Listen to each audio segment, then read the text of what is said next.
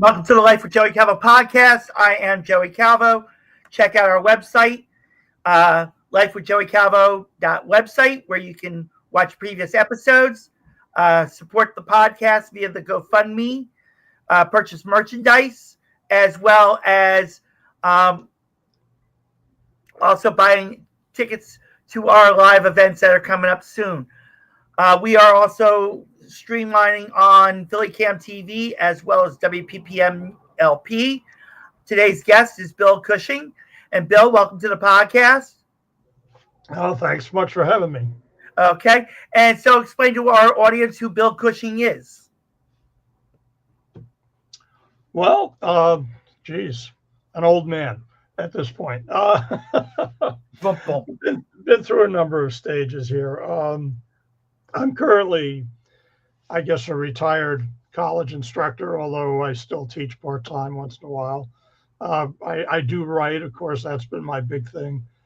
But before that, I was a shipyard worker and bartender and cab driver, whatever. I was in the Navy, and that's pretty much it, I guess. Okay. So what got you, though, into what you're doing right now? Well, I always enjoyed reading and writing. In fact, I actually started when I was in high school. I wanted to be my dream was to be a sports reporter for the New York Times, because I grew up in New York. And actually, at the time, the sports editor of the Times himself lived about 4 blocks from me. Got into the University of Missouri to start studying journalism. Had a lot of fun. Mm-hmm. And therefore got nothing done and flunked out immediately. And that's when I enlisted in the Navy, having lost my draft status, my draft exemption. I figured, well, I come from a Navy family, better be safe than sorry. So I enlisted, and on the assumption that I was going to go into the journalism corps. And when I got into boot camp and they ask you what you want to do, I told the guy that, the chief, and I said, yeah, I want to go journalist. And after he stopped laughing, he said, no, really, what do you want to do? Because we don't need journalists. And I qualified as electrical work, so I ended up becoming an electrician's mate. And then after that, after I got out, I continued with that work off and on. And like I say, mostly that. In between, did whatever I could. But finally, went back to school at the age of about 35 and majored in English. And because I've always liked, I always kept journals and loved reading and writing. And so ended up majoring in English and, teaching it and my writing itself. Okay. All right. So explain about how you got to be an author. Just keep sending stuff out, I guess, is the big thing. Once it's interesting because my first actual published piece, I did not submit. It was when I was in school, I wrote a paper, and my instructor apparently liked it so much that he sent it along to this publisher, and they were assembling a book. It was about a poet named William Everson. And I get this phone call from them saying, hey, would you mind us publishing the thing? And I said, well, you do understand it's an undergraduate paper. It's not, I don't consider it anything vastly serious. They said, no, we like it anyway. So, but yeah, once I got involved, it's just a matter of sending your work out and getting rejected and sending it out and getting rejected and until finally, and once I had enough work together to start assembling books, I started sending that out and getting those published as well. Okay.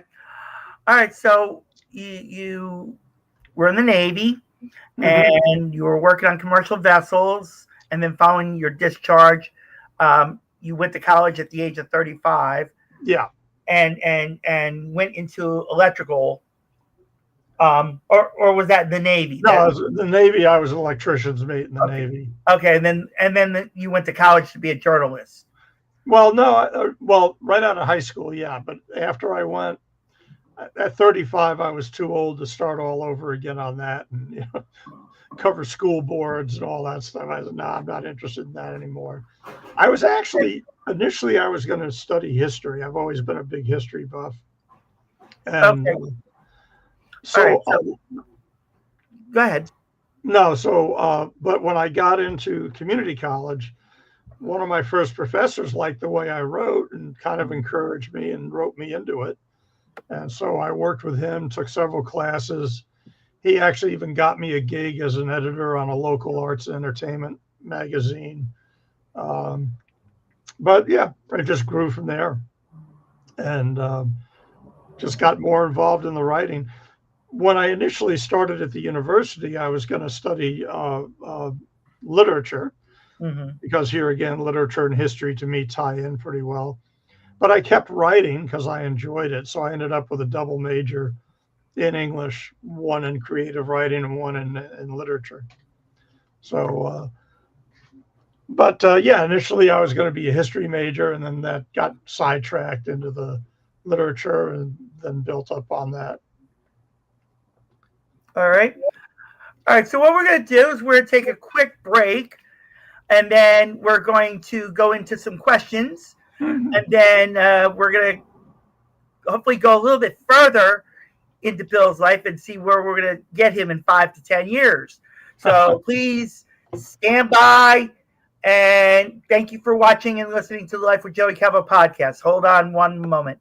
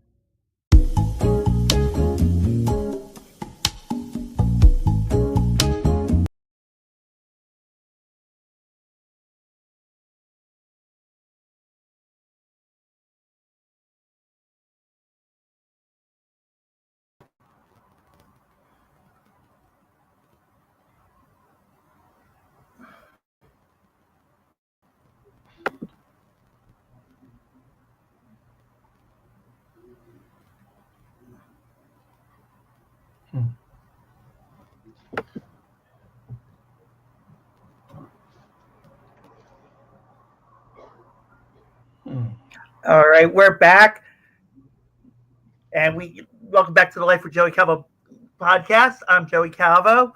We are on WPPM-LP as well as PhillyCAM TV, and our guest today is Bill Cushing. And so we have I still call her the number one fan, number one supporter, and she's a real life superheroine, and her name is American Fox. And she has questions for you today. And so the first question, of course, starts out with thank you for your service. And again, just reiterate what your role was in the Navy. Well, I served mostly on destroyers as electrician's mate. So basically in charge of providing power, repair, and then, whatever my battle station happened to be.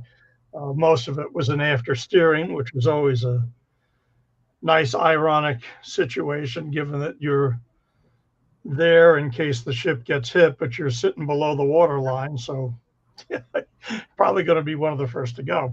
But yeah, I was an electrician, though. Okay. All right. And so question number 2 from American Fox is this.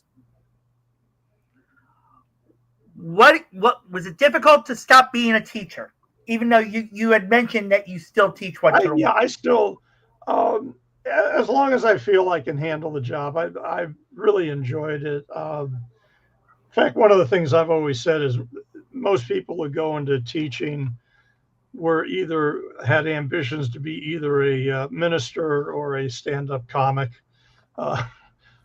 You can take that however you wish.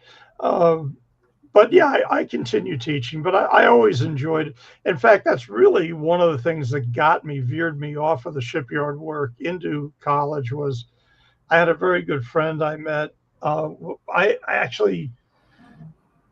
was working for a company in Brooklyn. We got a job in Jacksonville, Florida, went down there, and we just ended up staying there.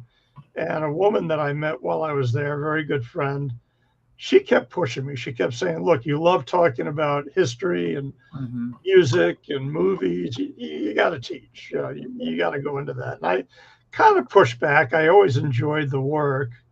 To me, doing construction type work like that, it is construction, was very satisfying. But then I hit a certain point and I was like, yeah, I need to get out of this and get into something a little bit safer.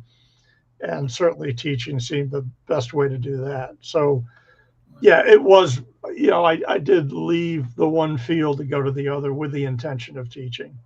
Okay. So I'll probably stop when I can't do it anymore. Okay. Believe it or not, you mentioned about either being a minister or being a stand-up comic. Yeah. I originally was going to college to be a teacher. Okay.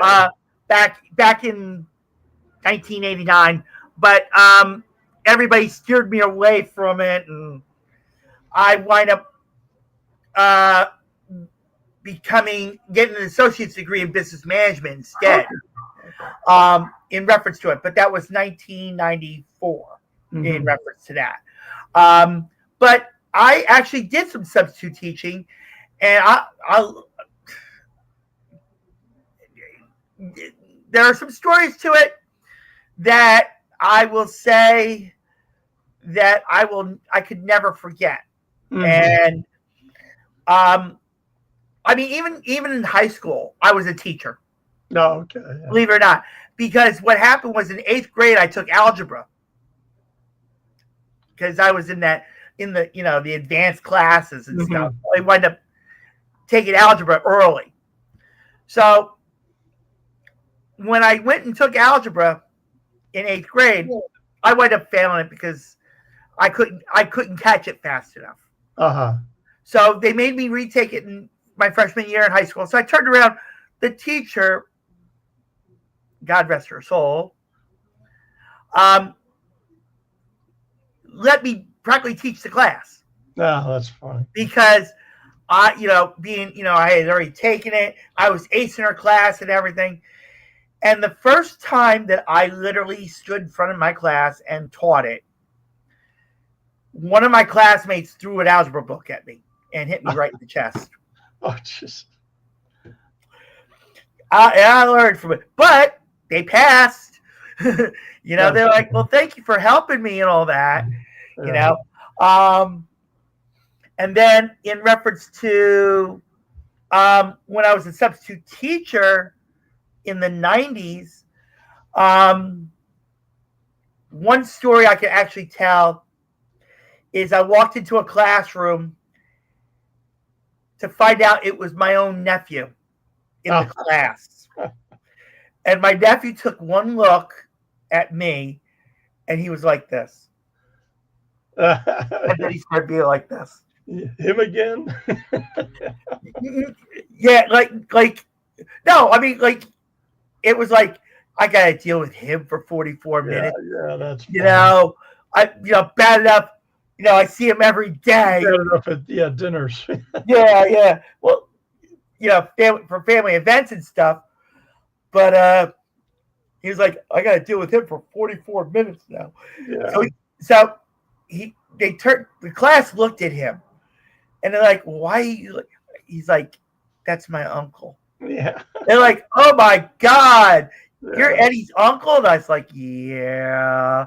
And it wound up being a fun class. That's so cool. now, so when some of his classmates come by, they're like, oh, hi, Eddie's uncle. Yeah.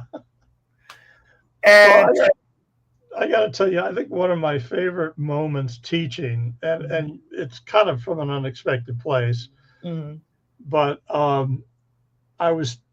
this is years ago,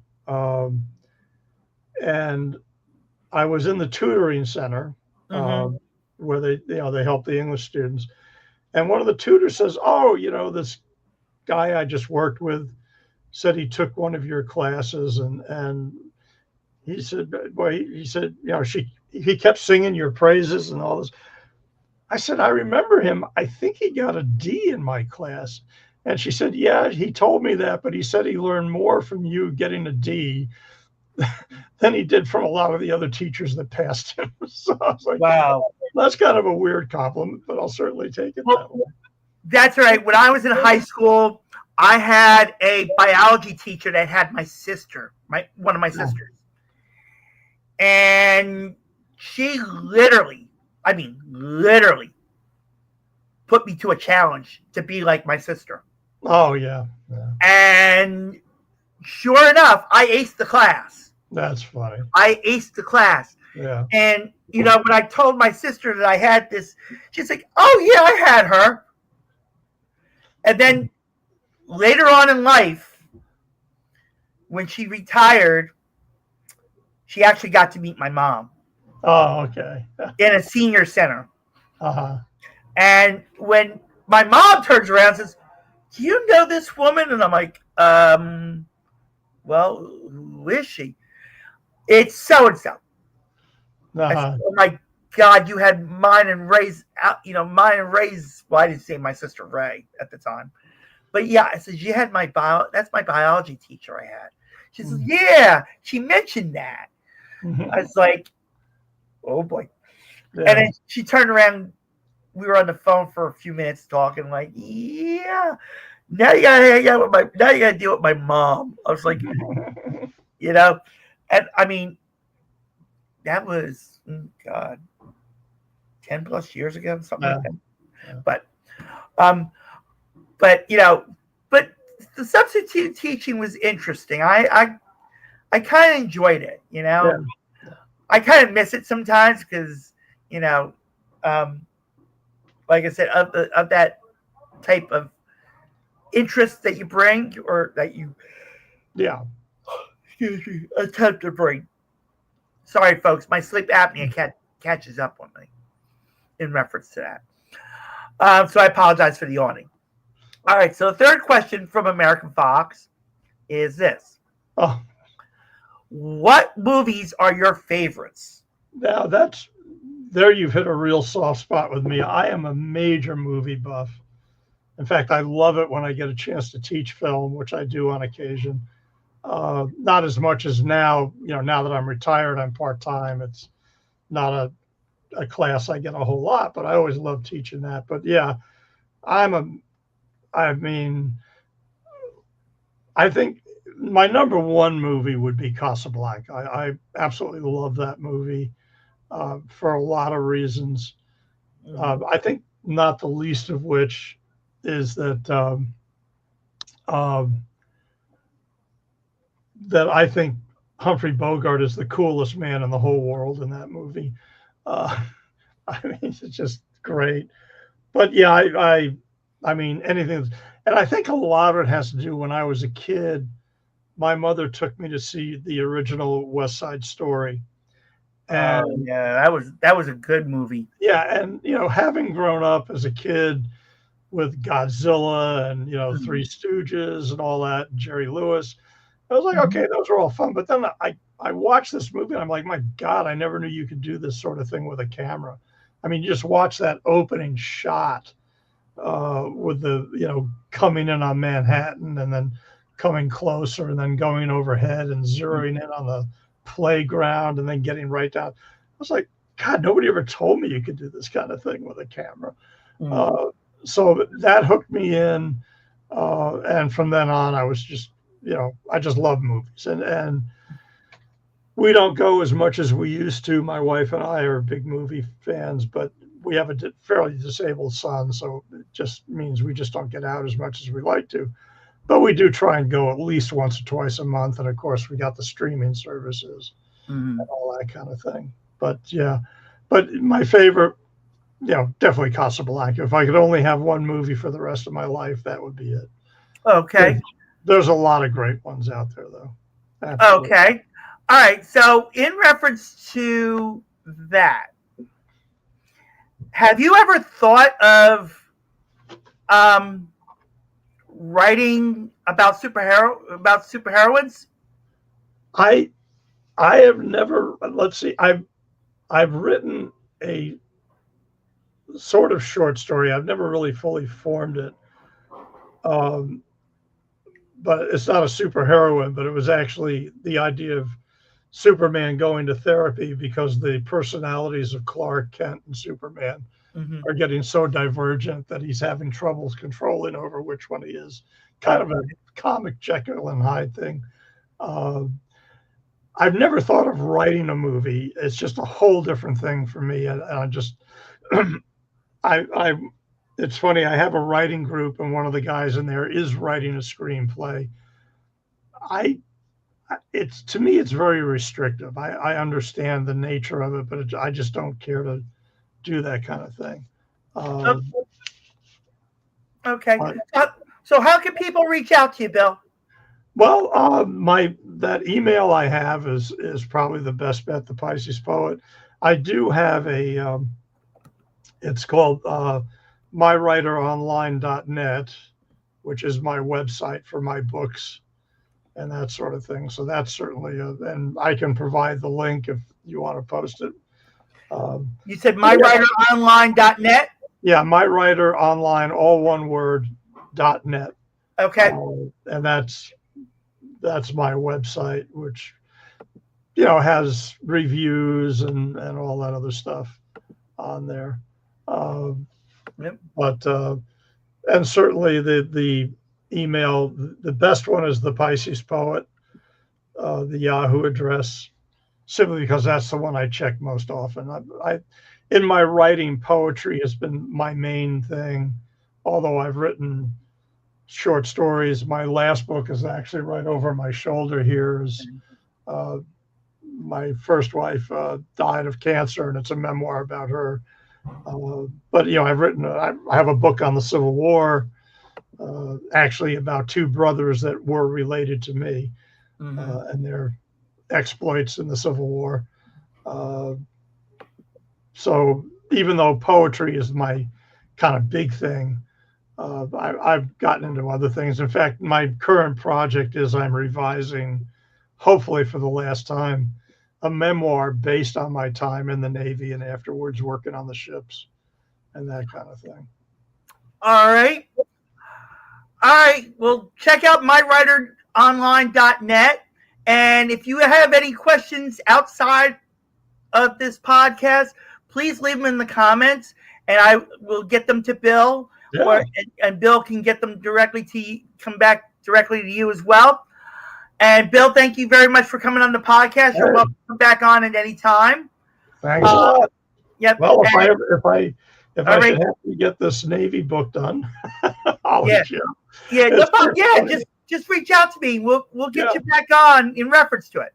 All right, everyone. Thank you for watching the Life with Joey Calvo podcast on YouTube, WPPM-LP, and PhillyCAM TV. PhillyCAM TV. God bless you all.